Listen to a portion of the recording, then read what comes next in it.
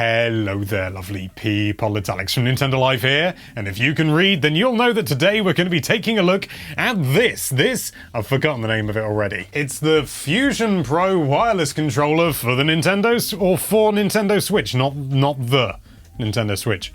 For Nintendo Switch. This is a new controller by the people over at PowerA. It's fully licensed and stuff like that, so it's got the Nintendo Switch logo on it. It's the real kit and caboodle, and they very kindly sent one over because it's got some interesting things on it. But are they worth it? But anyway, that's more than enough waffling. Let's dive right into things. You're going to be absolutely gobsmacked at this. I actually have notes. So the first thing we're going to cover, and it's the biggest thing, and it's the thing that everyone's touting and talking about, is actually on the back of the controller. Yes, these things. These are back paddles, and they can be assigned to any button. You got a button on the back, you press it, you press a button, a face button, and then you press that, and then that button, say A for example, will then be assigned to the paddle that you pressed. And you might be thinking, wow, why would I do that? Well, the basic principle of these is the fact that you don't get extra buttons per se, but you can remap them to an area of your hand that you weren't using before. So rather than taking your thumb off the right stick, for example, in a first-person shooter, in order to jump or whatever, you can instead just keep it right there, keep aiming, and jump at the same time. Handy. That's the theory, and in application, yeah, they work exactly as intended.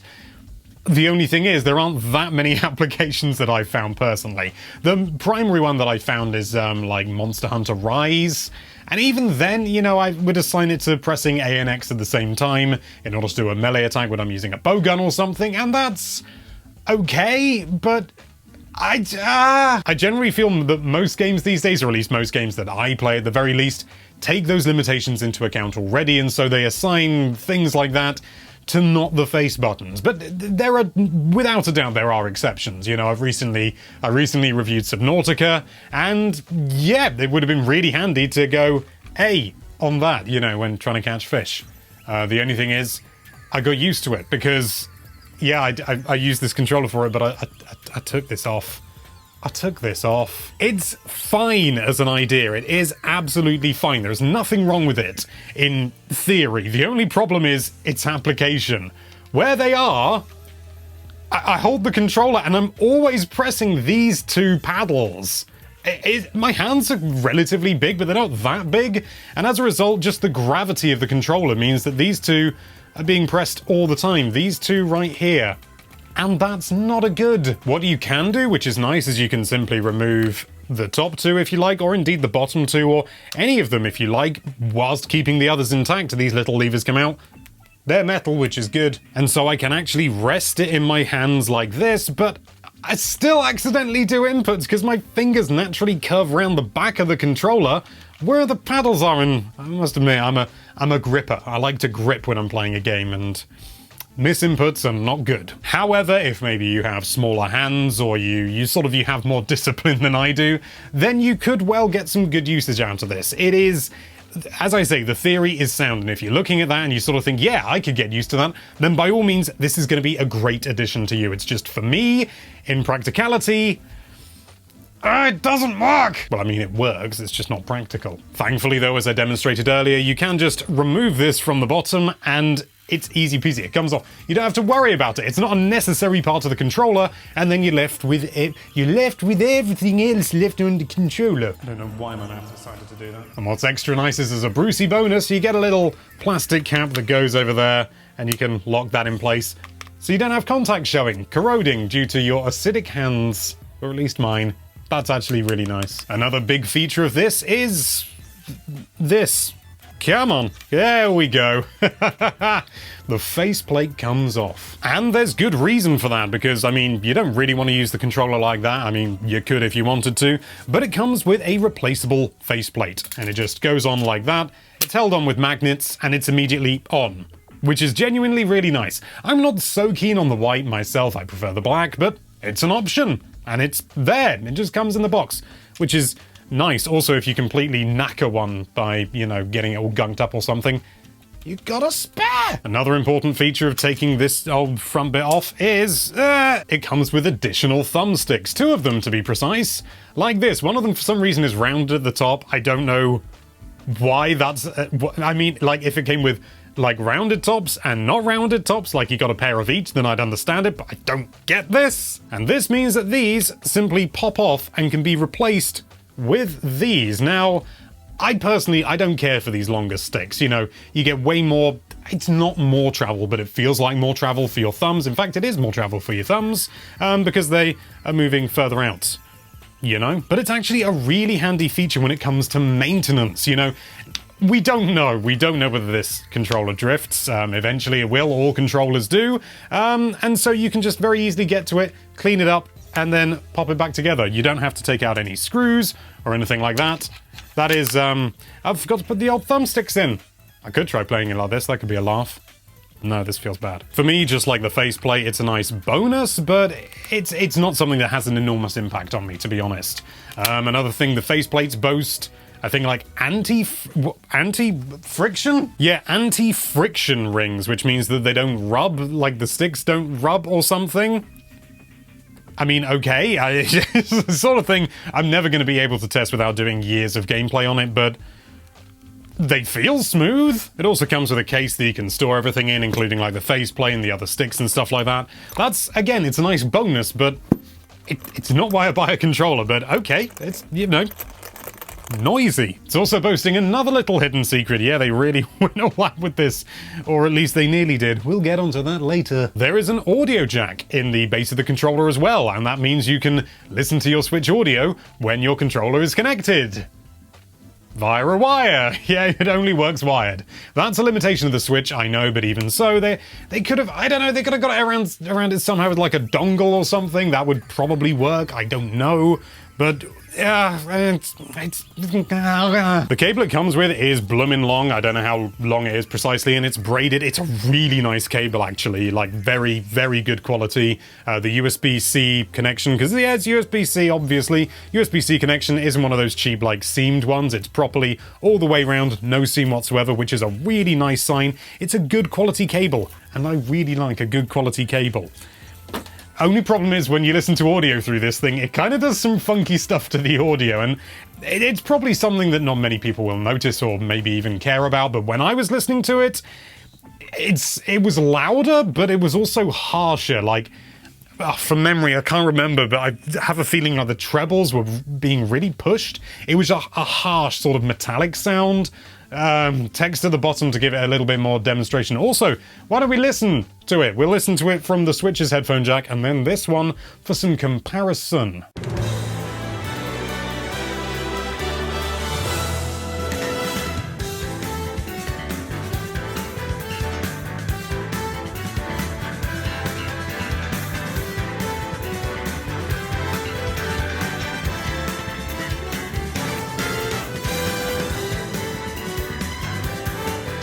And then we've got the more generic stuff. We've got the face buttons and the D-pad and everything like that. I've got to say, the D-pad is bloody lovely. I've never really had any issues with the Pro Controller D-pad, but I know loads of people have, and this, honestly, I can't miss input with this. If I force myself, I can miss input on the Pro Controller, but I can't. I really tried with this, and I can't. It is a really nice D-pad.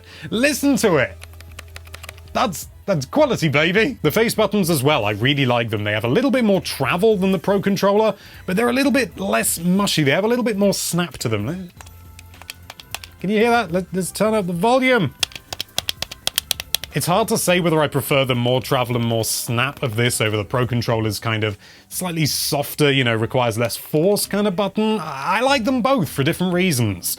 To be honest, I had kind of like somewhere between the two, maybe, but, you know, we don't live in a perfect world, and if you like these snappy little sausages, that's a good feature there. It's got gyro in it as well, and I don't know for certain, but to me, the gyro in this feels just a little bit more reliable. I've tried it with Splatoon 2 and various other, you know, applications, you know, Monster Hunter and things like that, and I didn't feel I had to recenter as often as I did on the Pro Controller, but that could just as easily be down to the fact that this is brand spanking new, and the Pro Controller that I use every day is, like, Well, it's like 4 years old now. I got it in 2017, so not entirely surprising. It's also overall just got a nice feel to it. It's got these rubberized grips at the back, which initially smelled bloody awful, just like, you know, manufactured rubber, you know what I mean. But now, they just smell of, well, slightly of manufactured rubber. It has degraded over time. The rubber hasn't degraded, the smell has dissipated. That's more accurate. The rubber hasn't degraded, but I am worried about the rubber degrading, because rubber always degrades. But for the moment at least, it is good, nice and comfortable, grippy. I don't need that extra grip, but it's there, and the controller feels good in the hand. It is a good feeling controller. I actively find myself wanting to use this controller over the Pro controller. I mean, I've kind of like dipped in between the two, partly to compare and partly because sometimes I just wanted to use this and sometimes I just wanted to use a Pro controller. So, what's the problem, Alex? What's the problem?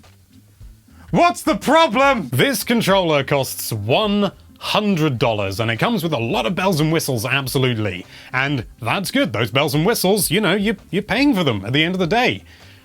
The problem is what's not present, and big thing, there's no HD rumble. Bigger thing, there's no bloody rumble at all. Ooh! This is a premium price. This is a premium price. For this kind of money, I would expect no compromises whatsoever on a controller. No HD rumble is a real shame. No rumble at all is, frankly, a crime.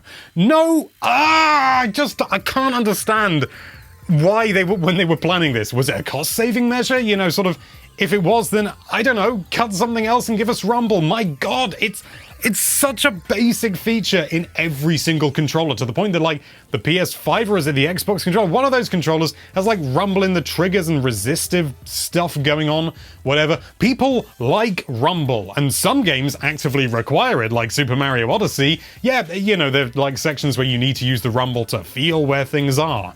And, yeah, if you're using a Switch Lite, it knows to turn that off. But if you connect this to a normal Switch, it doesn't know that this doesn't have rumble, it just sees it as a Pro controller. And so you can't do that. And what about if you want to scan in your latest amiibo? You know, you got your Banjo amiibo right here. I love this bloody thing so much. It is such a nice model. There's no NFC. You saw that coming, didn't you? There is so much to like about this controller. So much. You know, the replaceable faceplate, you know, the easy access for maintenance of the sticks if it needs it. Maybe it doesn't, I don't know, but it's good that it's there. You can replace the sticks. You know, the buttons have got that nice feel to them. The shoulder buttons, all of that. It's a good controller. It feels good in the hand. It's got good gyro. It's got a good D-pad. It's got a very good D-pad. It's got the bloomin' paddles that you can put on the back if you want to use that. But even without that, it is a very, very good controller. And I would say in some regards, it beats the Pro controller. Like, certainly the D-pad is better. But at this price, I would not expect any compromises whatsoever. And it makes it a much harder sell. Like, if there wasn't NFC, like no amiibo functionality whatsoever, then that would be bloody annoying, don't get me wrong, but I would still be like, everything else kind of makes up for it. But no rumble. I know I'm beating a dead horse here, but my God, I've been holding this in this entire video. It doesn't have any bloomin' rumble! In light of all that, weighing up everything, including the price, can I recommend this controller? I don't know. If you're looking at this and you can see application, you can see use with the paddles, if you don't care about rumble, then yes, absolutely. But if you care about rumble and NFC and you don't really care for the paddles or something, if you're me, it's a much harder sell. It's a much harder sell. They were so close. They were so close. If you do want to learn more about this controller, then you can find links in the description. But that's my view. Thank you so much for watching. If you like this video, then why don't you tickle that subscribe button and see whether it goes and be disappointed if it doesn't. Be sure to check out NintendoLife.com for all sorts of lovely Nintendo-related content. Thank you again for watching. Bye-bye.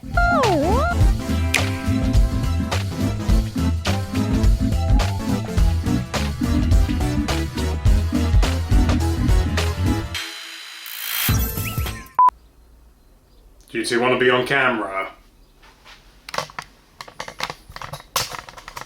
Go on then.